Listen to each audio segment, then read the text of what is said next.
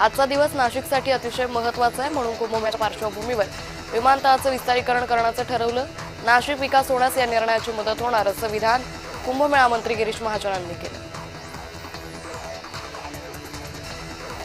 ज्यावेळी करार होतात त्यावेळी काहीतरी द्यावं लागतं, तेव्हाच काहीतरी आपल्याला मिळतं. आपल्या देशाचं सरकार लढणारं आणि ठामपणे उभं राहणार आहे असं म्हणत मोहन भागवतांनी मोदी सरकारचं कौतुक केलं. राष्ट्रवादीचे आमदार अमोल मिटकरी यांच्या अकोल्याच्या निवासस्थानी अजित पवारांना श्रद्धांजली वाहण्यात आली. यावेळी मिटकरी यांच्या चिमुकल्या मुलांनीही अजित पवारांना श्रद्धांजली वाहिली. जातीय जनगणनेमध्ये वगळलेला आहे तिथे ओबीसीचा उल्लेख असावा. कास्टांनी जातीचा उल्लेख होईल. रेग्युलेशन्समध्ये जातीच्या आधारावर भेदभाव होतो, त्याची लिस्टिंग कायम ठेवावी. 2020च्या कायद्यात सुधारणा करावी. यूजीसी माजी अध्यक्ष सुखदेव थोरात यांनी हे विधान केले.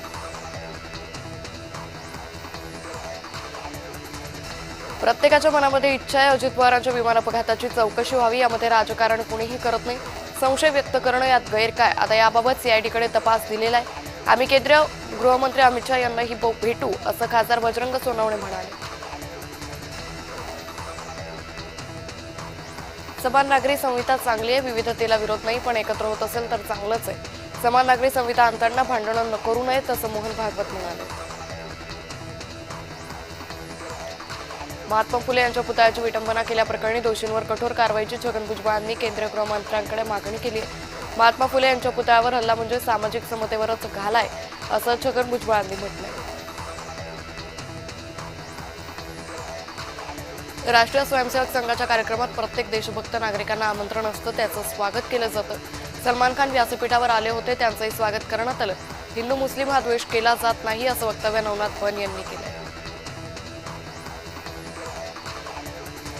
संजय राऊत यांना एवढंच सांगायचंय की भारतीय जनता पार्टीचा झेंडा मराठीचा आहे, अजेंडा हिंदुत्वाचा आहे. त्यामुळे भाजपनं मराठी महापौर केला. संजय राऊत तुमचा झेंडा हा हिंदुत्ववादी विरोधी अजेंडा औरंगजेब आणि अफजल खानाचा होता, त्यामुळे मुंबईकरांनी तुम्हाला नाकारलं असंही नवनाथ बन म्हणाले.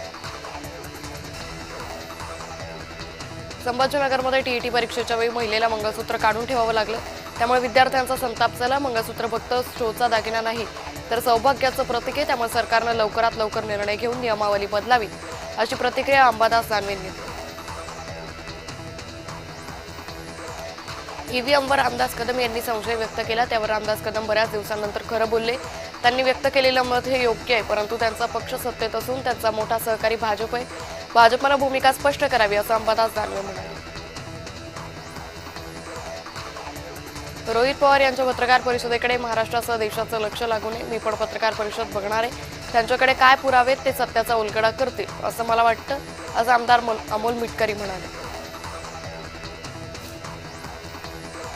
रायगड जिल्हा परिषद आणि पंचायत समितीची निवडणूक पार पडली. रायगड जिल्ह्यात भाजप आणि राष्ट्रवादीची युती आहे, त्यामुळे निकालात रायगड जिल्हा परिषदेच्या अध्यक्षा 100% भाजपचाच असेल असा विश्वास भाजपचे नेते प्रवीण दरेकर यांनी व्यक्त केला.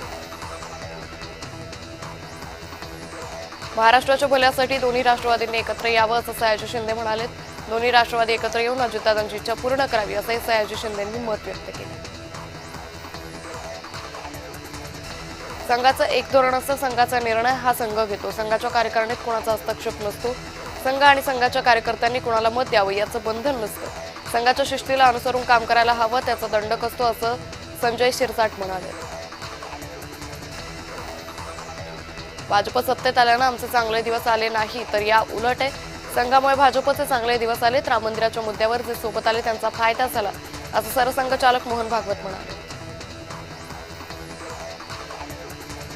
सुपा येथील प्रकल्पाच्या उद्घाटन मुख्यमंत्र्यांच्या हस्ते झाला. हा प्रकल्प म्हणजे महाराष्ट्राच्या औद्योगिक आत्मविश्वासाचा उत्सव आहे. त्यामुळे जवळपास 75,000 तरुणांना रोजगार मिळेल असं वक्तव्य मुख्यमंत्र्यांनी केलं. छत्रपती संभाजीनगर इथं टीईटी परीक्षेवेळी महिलांना मंगळसूत्र काढायला लावल्यानं एकच टीका होती.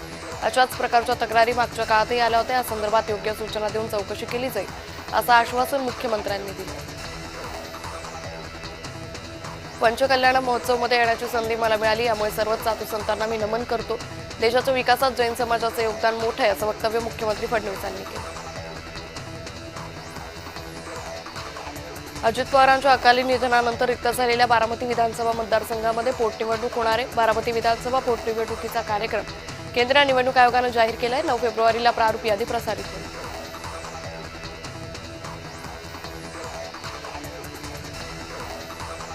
उद्धव ठाकरे यांची विधान परिषदेची वाट अवघड दिसतीये. संख्याबळाच्या कमतरतेमुळे महाविकास आघाडीची कोंडी होण्याची शक्यता आहे. उद्धव ठाकरेंचा कार्यकाळ 13 मे 2026ला संपतो.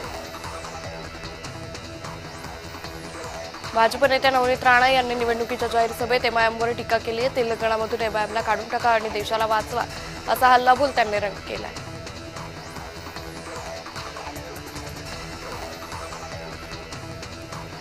येवल्यात मुख्यमंत्र्यांच्या कार्यक्रमस्थळावर ड्रोन गिरट्या घालत होते, त्यामुळे पोलीस यंत्रणेची तारांबळ उडाली. तातडीने यंत्रणेकडून ड्रोनचा शोध घेण्यात आला, मात्र परवानगी घेऊन ड्रोन उडवल्याची माहिती आयोजकांनी दिली. संभाजीनगरमध्ये एका टीईटी परीक्षा केंद्रावर परीक्षेला बसण्यापूर्वी महिलांना मंगळसूत्र काढण्यास सांगितल्यानं संताप व्यक्त होतोय. यावर वडेट्टीवारांनी टीका केली आहे. असा आदेश देणाऱ्याला जो जोड्यानं मारेल त्याला 25,000 रुपयांचं बक्षीस देऊ असं वडेट्टीवार म्हणाले. नाशिक महापालिकेतील ठाकरेंच्या नगरसेवकांनी मातोश्री इथं उद्धव ठाकरेंची भेट घेतली. यावेळी उद्धव ठाकरेंनी सर्व नवनिर्वाचित नगरसेवकांचं अभिनंदन केलं. जनतेच्या विश्वासाला पात्र ठरतील असं काम करण्याचा सल्लाही दिला. महापौर निवडीच्या पार्श्वभूमीवर भाजपच्या नगरसेवकांची बैठक झाली. अजित पवार आणि सुरेश कलमुडींच्या जाण्यानं शहरावर दुःखाचा प्रसंग आहे. त्यामुळे महापौर उपमहापौर निवडीनंतर कोणताही जल्लोष केला जाणार नाही अशी माहिती भाजपचे गटनेते गणेश बिडकर यांनी दिली. 2047 पर्यंत देश आत्मनिर्भर आणि निर्भय बनवण्याच्या उद्देशाने केंद्र सरकारच्या बजेटमध्ये शेतकरी, महिला, युवक आणि क्रीडा क्षेत्रावर विशेष भर देण्यात आलाय. शेतकऱ्यांना एआय तंत्रज्ञानाशी जोडून उत्पादन वाढ आणि शेतमालाला योग्य दर मिळवून देण्यासाठी तरतुदी करण्यात आल्यात अशी माहिती रक्षा खडसे यांनी दिली. नवी मुंबईतील सीवूड इथं खासदार आपल्या भेटीला हा उपक्रम संपन्न झाला. या उपक्रमांतर्गत खासदार नरेश म्हस्के यांनी सीवूड विभागातील नागरिकांशी संवाद साधला. विमानतळाचं भूमिपूजन म्हणजे नाशिकच्या विकासाची नांदी आहे. उडान सेवेच्या माध्यमातून सर्वांना त्याचा लाभ घेता यायला लागलाय. विमानतळ जिथं असतात उद्योग येतात असं विधान मुख्यमंत्र्यांनी केलं.